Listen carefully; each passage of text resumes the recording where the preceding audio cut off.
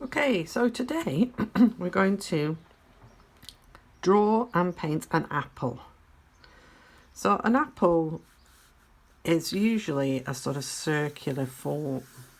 First of all, you need to decide where you're going to put your apple. Now, sitting it off to the right or off to the left is quite a good idea. I've got mine, it's not quite central, but it's slightly to the left.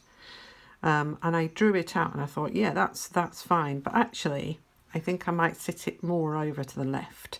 You can see where I've rubbed it out, and I used a putty rubber to rub it out. So this is a good lesson in composition and where to put things.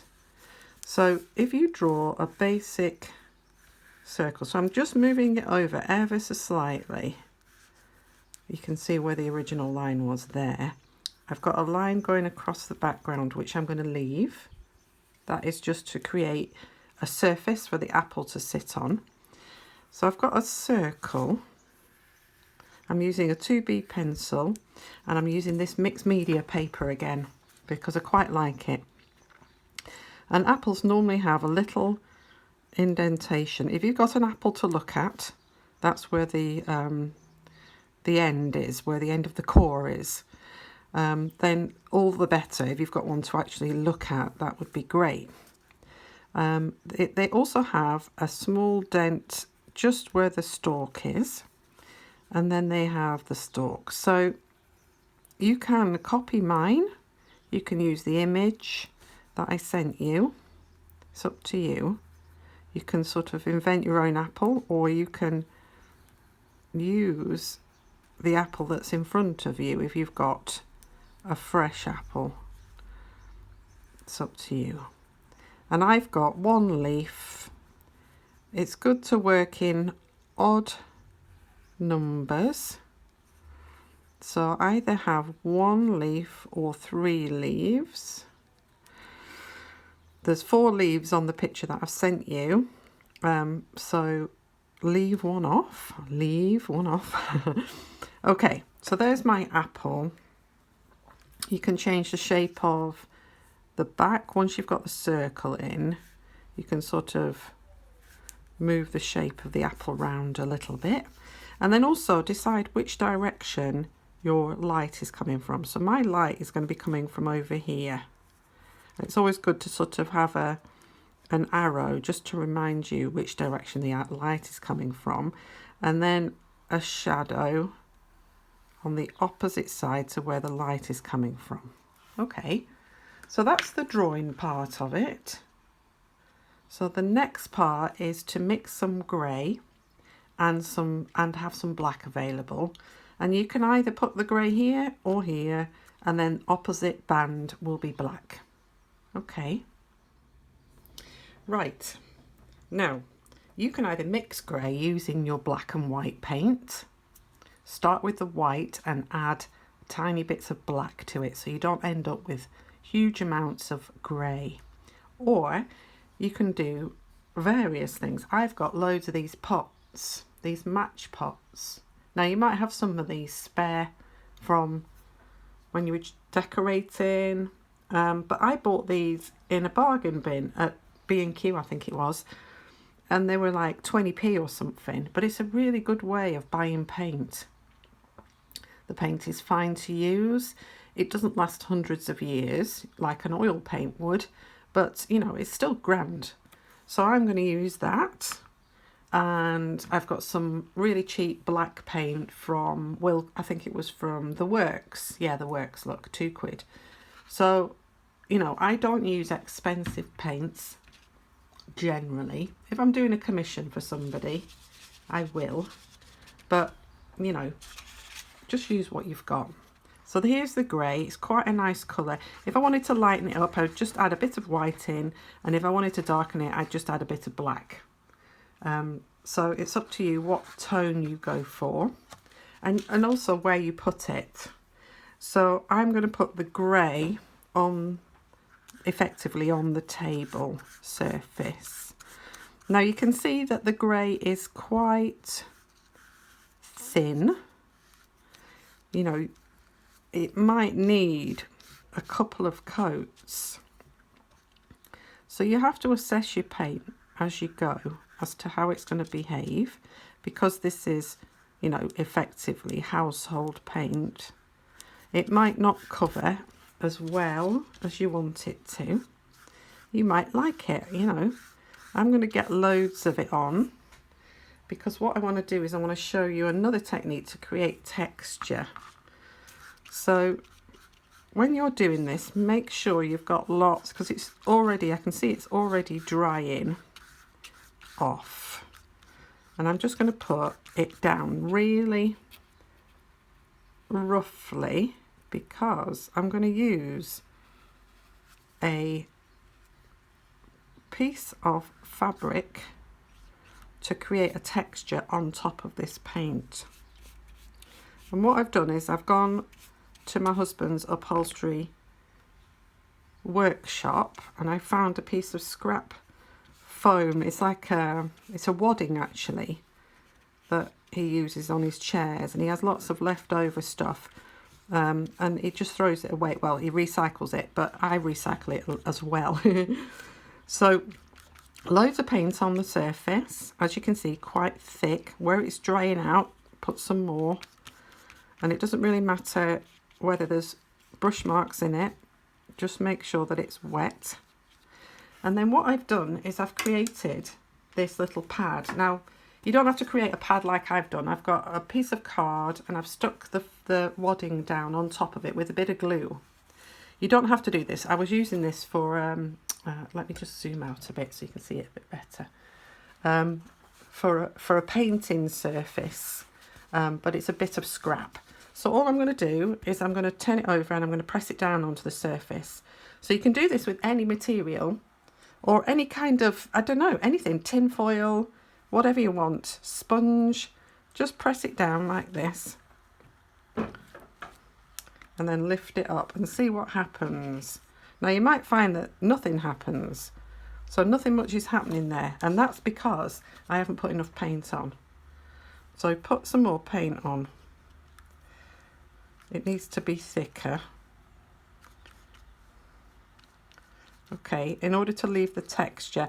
The other thing to remember is that the texture of whatever you're using might not be suitable. So if you want to experiment on a separate piece of paper, you can. You know, just experiment with little squares and different fabrics and see what they do to the paint. Okay, so we're asking the wadding to sort of take a layer up. So let's try again. Press and then lift. There we go. Can you see that now? That's better. So it's left like a dimply effect. So we just needed more paint on the surface, and just be aware that it will print everywhere. So you might need some newspaper or tissue down or something like that. Press hard. You can do this repeatedly like this, you know, but it leaves a really nice, I'll just show you. Have a bit of a paper towel or something ready if you make a mess. But it's left a really sort of deckled surface, which you can't create with a brush. Okay, just a bit of texture. It's amazing what that bit of texture will do. Okay, so have a play. Once this is dry, you can use it again as well. It's currently wet. You can even print with it using a piece of blank paper. So if I use my apple, you can just sort of make textures onto another piece of paper with it if you wanted to. Okay, so there you go. Tin foil, press anything into your grey paint. That's all I'm saying, just to create a nice texture. It's difficult to see via the camera, but when you hold it up and you turn it, you'll see all these little speckles. And that, when you've got it on the wall, will catch the light and make it a more interesting surface to view. Okay, so now I've got my black, and it's a new tube. I'm just going to squeeze some out onto my palette. I'm going to wet it down a little. Now again, because this is cheap paint, you will find that it doesn't perform as well as expensive paint. So, you know, I make my life difficult basically by buying cheap paint, but I'm a bit tight. So, you know, it depends what sort of person you are.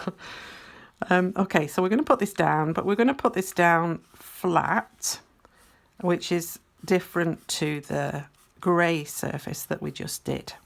Okay, so I'm just going to paint carefully into those edges there, but then I'm going to take a smaller brush and do the finer details.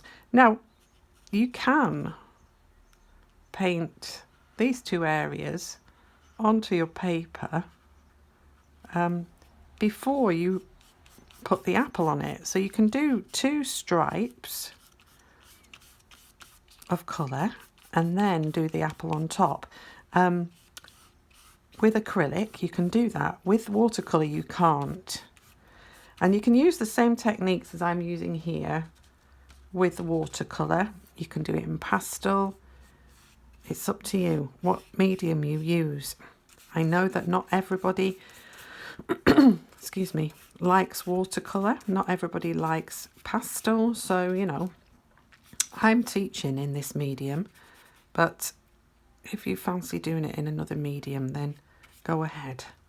You can just follow the same technique with watercolour. Just paint around the object. The other option with watercolour is that you can use masking fluid. So you can draw your apple out and then use the masking fluid to block it out, and then once you've painted your table and your background on, you can then remove it and it will reveal the white paper underneath. So you can see that it's quite streaky. You might like that. I like to see brush marks.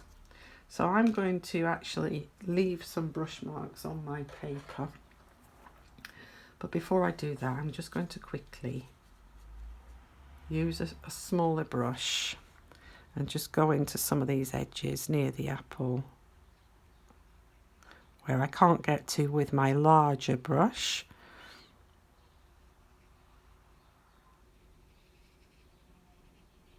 Like this.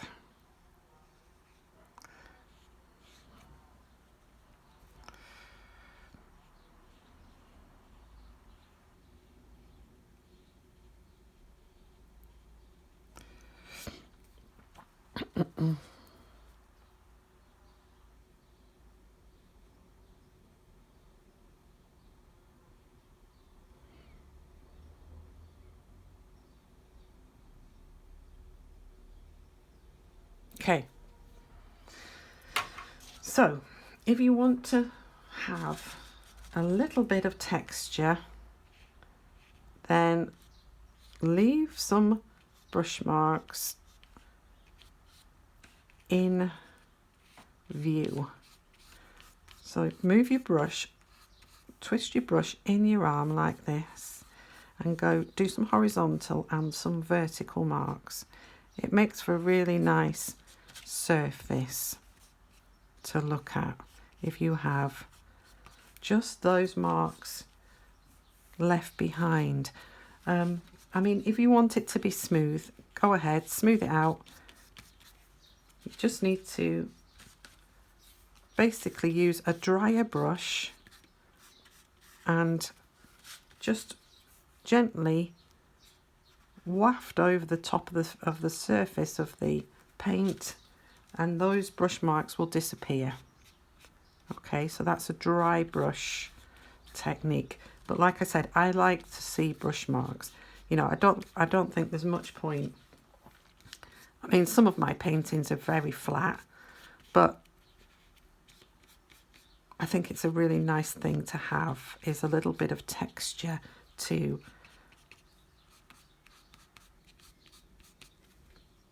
make the visual experience a little bit more enjoyable. Okay, so there we go. So because this is now wet, I'm going to leave it to dry because I don't want to, you know, it's quite a small surface. I don't want to put my hands onto it. So either you can leave it to dry and go and have a cup of tea, or you can dry it off with a hairdryer. Right, the painting is now dry. We're going to now undercoat the apple.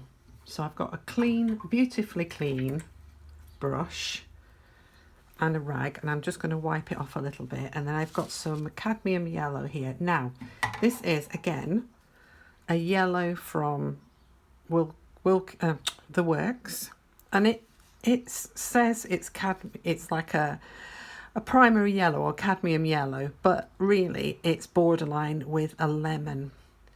It has an acidic tone to it, as you can see here, but I'm going to use it because it's fine for this job. But if you have a cadmium yellow, then use that, or what they call a primary yellow. This is just sitting very on the edge of being acidic. As you can see here, it's very, very bright. So I'm going to cover the whole apple in this. And this just really, you can see I've got a little bit of black paint in there. Just going to wash my brush off again. It's surprising what these brushes hold. This is just to get rid of the white paper or canvas. Okay, just to cover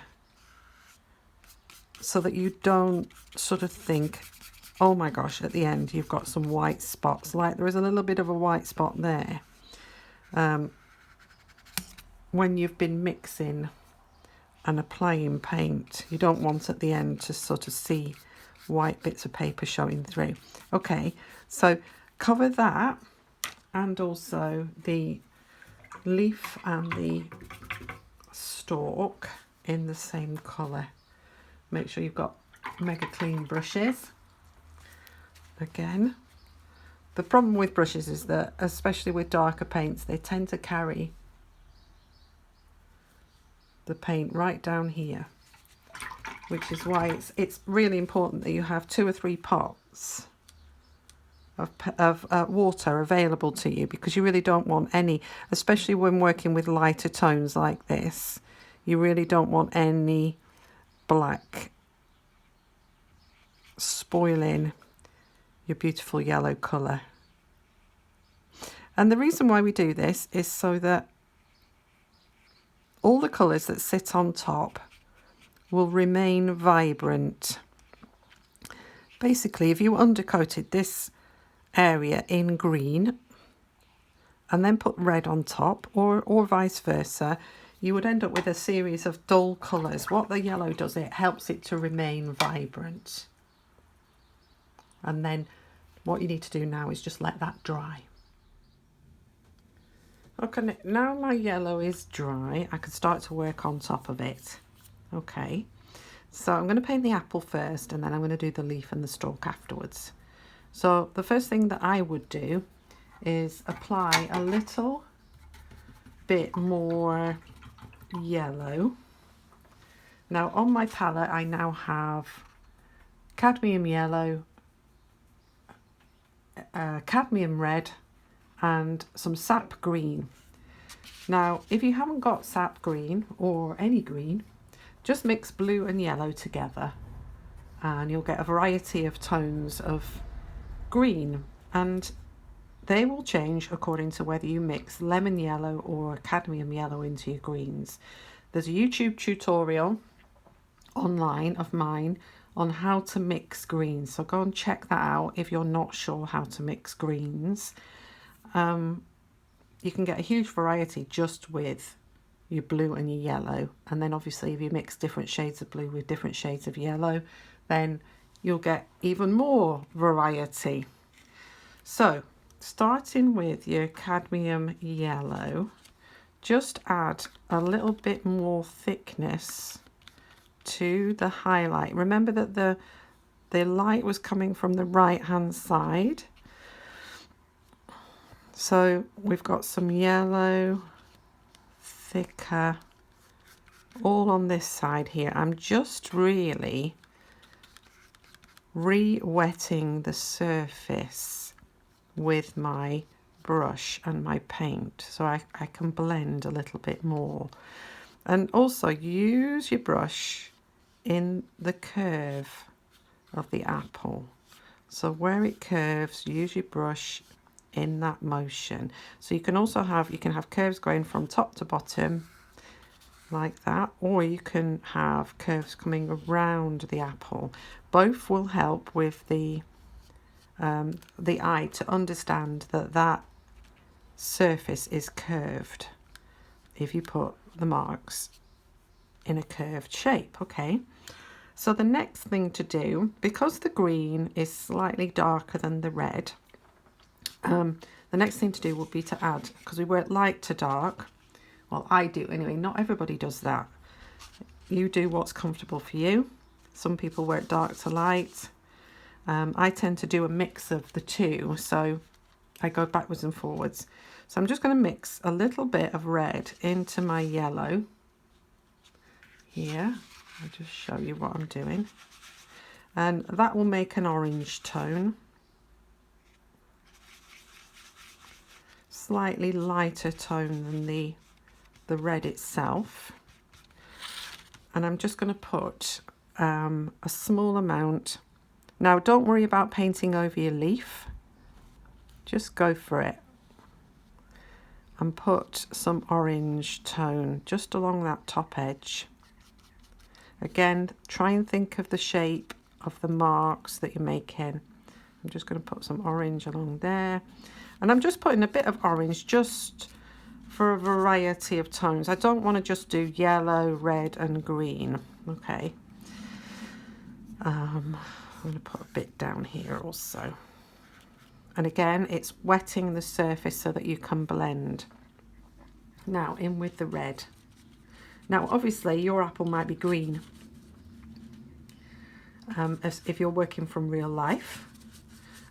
So if you've got a green apple, just use the yellows and the green tones and you won't go far wrong. And you can use the sort of same theory, which is work light to dark. You can always put greens back in. You can always add a little bit of red in if there's a little bit of red suggestion on your apple.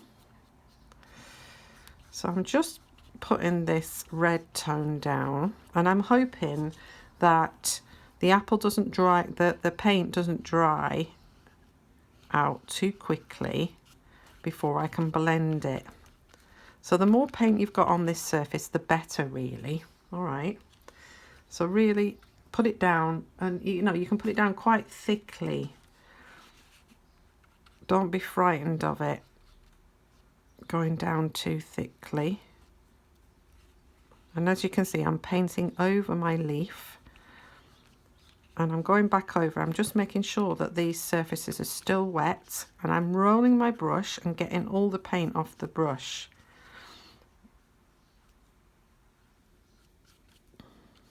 Still wet there, which is great. So things are working out.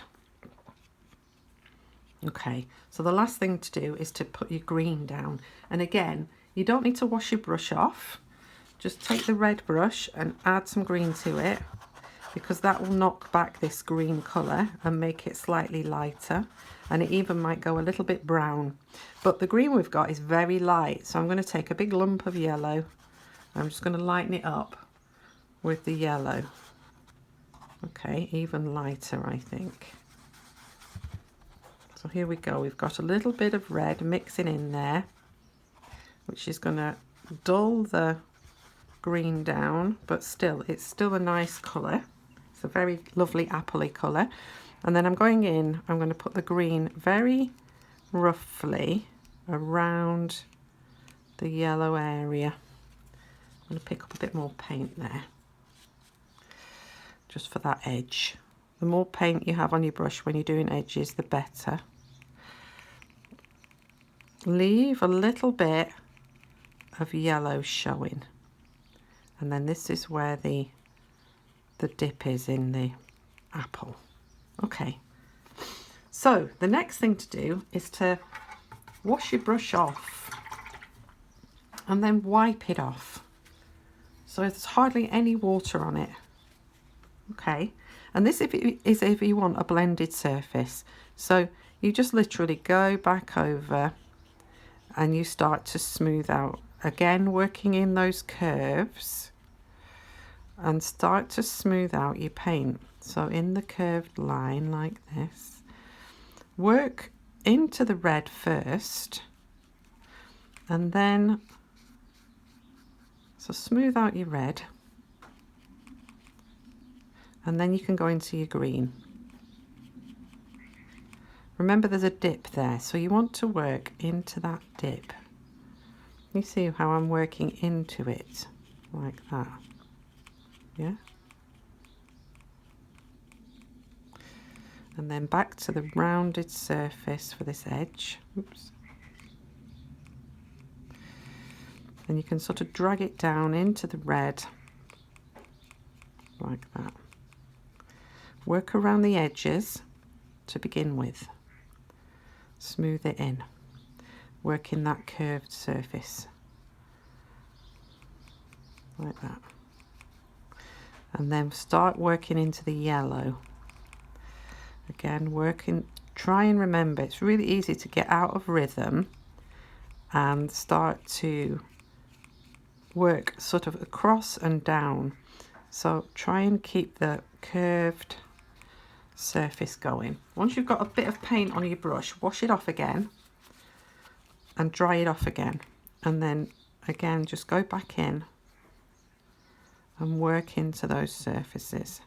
This might take you a bit of time to get used to, this blending technique, but that's more or less what we're after. Okay, so the next thing to do is to start to put some more solid surfaces on.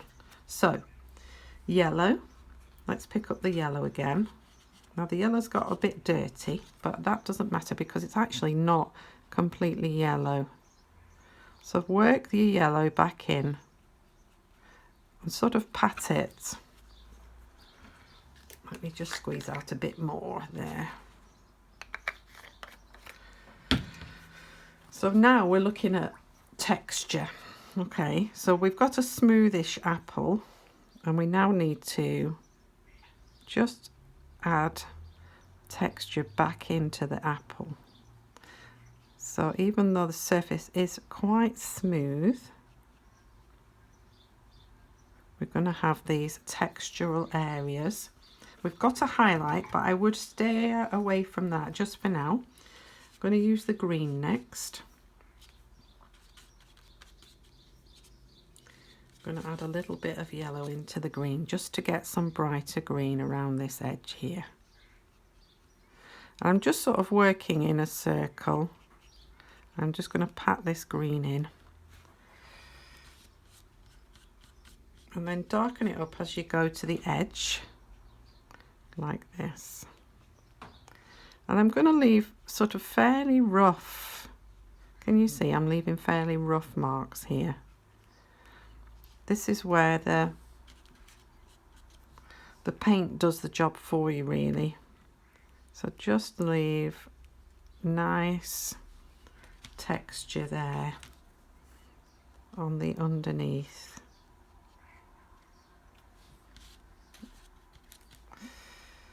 Along the top there, into the centre, and out of the centre as well there is a mark like this. Again, leave the marks. I seem to have a little bit, but I think it might just be shadow, a little bit of green on the edge there. But whether that is actually there or not, it might be down to the image. But I'm just going to put a touch of green down that edge. Okay, and then we're back into our red. So again, use the dirty sort of green on the brush to blend the red into like this. And we're just going to pat the marks in. Again, remembering that the apple is curved. Try not to add too much water at this stage. You want the paint almost directly out of the tube. If it's still a bit thick to work with, then obviously add some water, but you need to assess how your paint is behaving.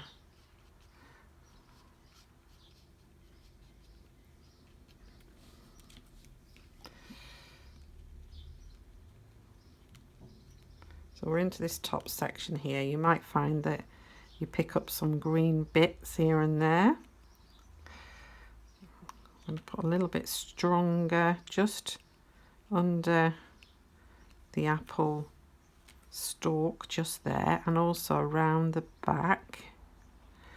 There's a very smooth looking area like that. That will get covered up a little bit by the leaf, but okay. Now assess, do I like it?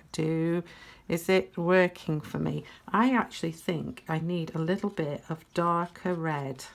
So all I'm going to do is I'm going to take a tiny bit of green and add it into the red, and I'm just going to put a shadow here, a little bit of a shadow where the leaf might just make a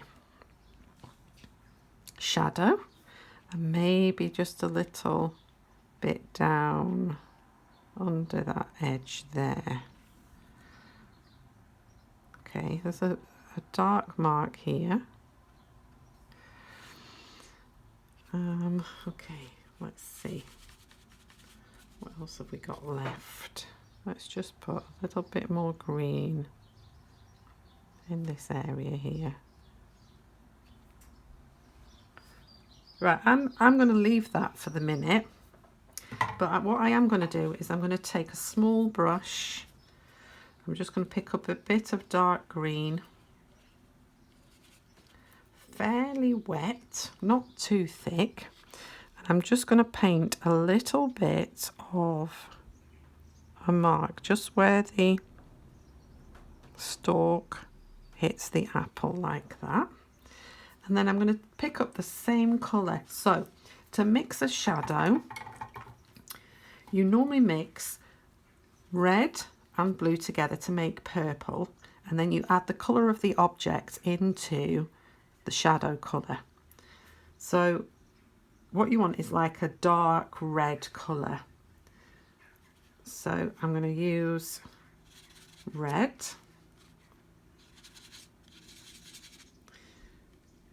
And a little bit of blue and make it slightly darker. Okay, so here we go, and here we're going to put our shadow colour down, just down here. I'm using a small brush because I want some control over the mark that's being made. So here we go with the shadow. Now the shadow will be darker nearer the object, like that, and then it gets lighter as it comes away from the object. Okay, so keep it lighter. Let's add some red into it as it comes away from the object. Okay, there we go. So that'll do for a shadow. I'm just going to put a little bit underneath here, just underneath there where it's sitting on the floor. Okay, there's your shadow. Now I have a brown mix here. All I've done is I've mixed a bit of green with a bit of red, and that has created a brown. To make a brown, you just mix yellow, red and blue together. You might already have a brown tube of paint, and if you do, use that. And we're going to do the stalk. So the stalk is going to come out of the centre of the apple. And again, put it down quite light to begin with, and you can always add more paint as you go on. And then if you need it to be darker, you can add more blue into your brown mix. And if you want it to be lighter, add more yellow. People tend to go for white and black when lightening and darkening colours, and you really don't need to do that. So I'm lightening the brown up now by adding some more red into it, and I'm going to put that on the edge because the light is coming from over here. I'm going to put it on the edge like that, on that tip, and then as I go down I'm just going to add a little bit of green to darken up the bottom area of. I'm actually just putting the green on top of the brown here. You can see that's working. Okay, we have another stalk over the back which is carrying the leaf, so let's put that in. A bit thinner than the stalk itself, and again darken up one side using the green tone. And you can even add a bit of yellow to make a highlight on the outside like that. Just going to add a little bit of yellow just on this edge here, just to let, and you can see because the paint is still wet underneath, it's creating a blendable surface. Okay, so now the leaf. Now the leaf is quite acidic green, so I'm going to take a bit of yellow. I'm just going to add a bit of green into the yellow. Here we go, I'll show you. So there's yellow and green. That's the sap green mixed with the yellow, cadmium yellow, and we're just going to paint this in. I'm just going to roll my brush and get rid of the paint off the brush in the middle of the leaf. And then we're just going to put the leaf in as a whole, like this. I'm just going to do the top part first, and then I'll work over the top of the apple. Now, ideally, you would wait for, can you see how I'm using my brush strokes like this? So centre and curve, like that. That will give you, again, the correct texture for that leaf, the correct form making brush mark. Now for when you're going over the top, ideally this would be dry, okay, but because I'm wanting to finish this, I'm just going to do it while it's wet. You just need to put a thicker paint on so it covers the apple itself, and you can see it's still very wet underneath there, so it probably needs to dry a little bit more, but I'm just going to carry on. So get your green on, use your curved marks like this, and then what you can do is you can just use the yellow, any yellow you've got left on your palette, and just pat some yellow onto the edge of that leaf like that.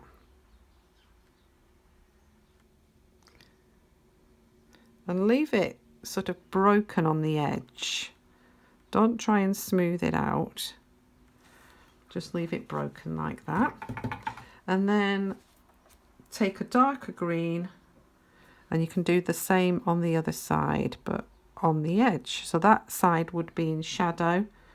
So I'm just using sap green because that's the furthest away from the light source, which is coming from over here.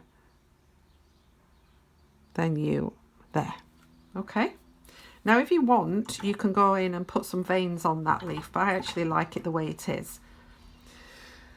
Okay, I hope you saw that. Slightly out of picture, sorry. Okay, so that's it. I personally would leave that to dry, and then I would look at it again and say, right, what do I need to do to make it different? If I think certain things aren't working, then I would assess it once it's dry. Okay. One of the things that I can see is that the background is quite patchy.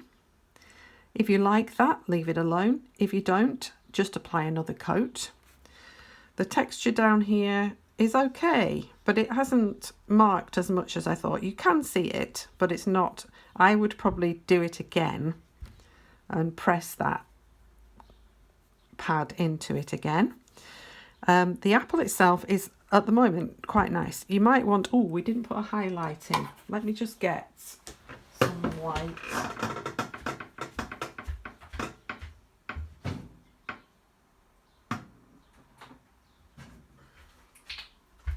So I forgot that we have a highlight.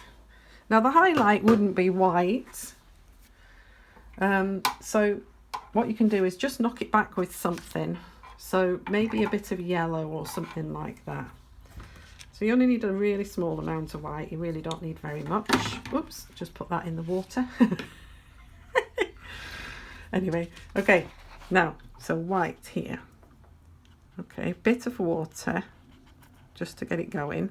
And then I would probably pick up a tiny bit of yellow just so it's not white, yeah? Okay, and then you can pop that in that area there, and just, you can see how white it is. You don't want it to be really white.